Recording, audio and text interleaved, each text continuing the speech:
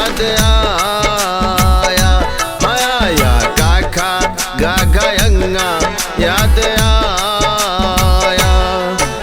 गया बालपन जब जवानी है आया, गया बालपन जब जवानी है आया। तू काका गा गयंगा याद आया, आया काका गा गयंगा याद आया।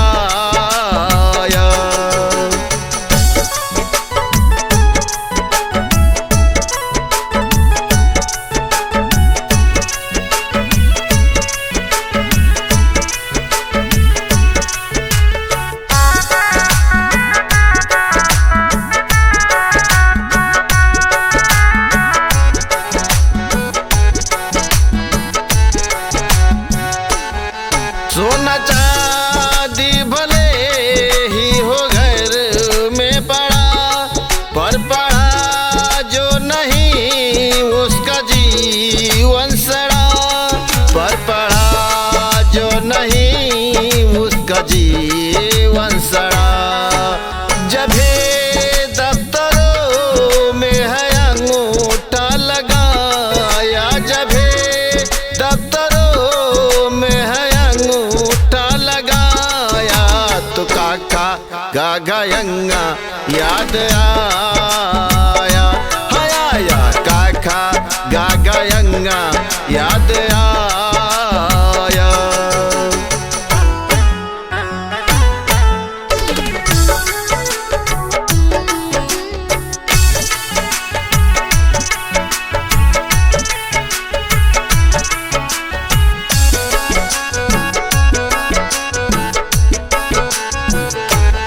मानो के हर घड़े स्वेच्छा से हो जुड़े, हो गए द्वान वो और अच्छा गोड़े।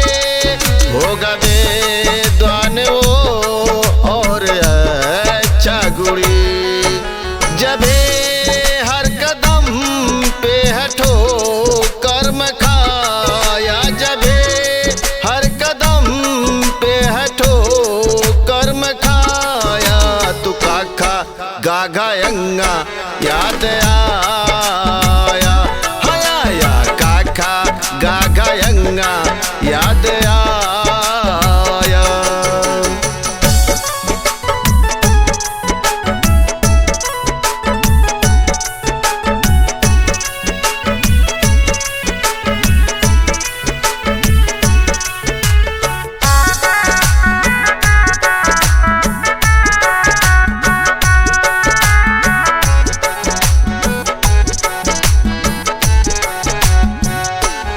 लड़कों से लड़कियां भी जरा कम नहीं, दोनों में फर्क लाए कभी हम नहीं।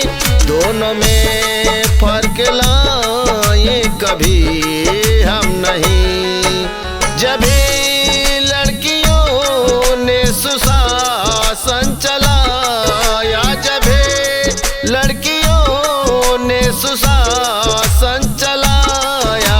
तो काका गा गयंगा याद आया, आया काका गा गयंगा याद आया।